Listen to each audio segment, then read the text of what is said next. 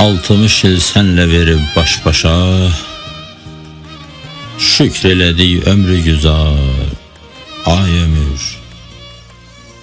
Keçdi zaman, dövr ilə dolduq yaşa, hər baharın bir qışı var, ay ömür.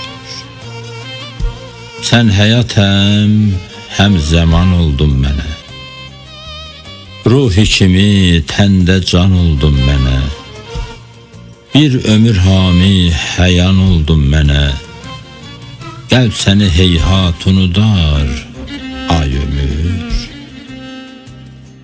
Səndə gülüm mən Rəbi kəsb etmişəm, gahi təvazö, gəhi üzb etmişəm, ömrünü ömrüm kimi qəsb etmişəm, sən necə nimət, necə kar, ay ömür.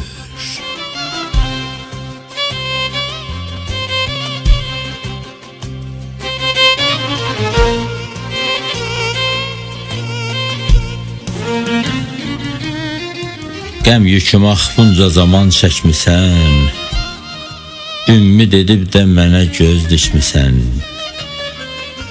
Ümmidin asilmi, ya üzgünmüsən, yoxsa ki könlündə qübar, ay ömür.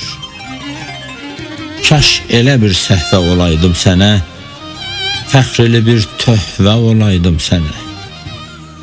Ən uca ün, zirvə olaydım sənə, mənlə edəydin də vüqar, ay ömür.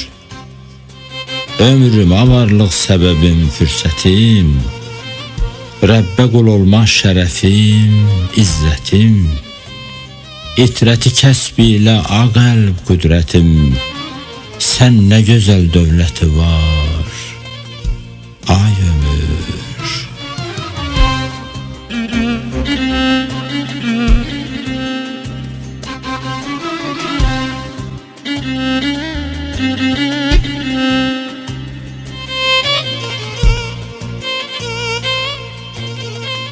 Sən ey ömür, ey sir ilahi əsər, ey uca Rəbdən qula qiymət, dəyər, verdi sən ilə nələr Allah, nələr, hikmət-i qul sən ilə car, ay ömür.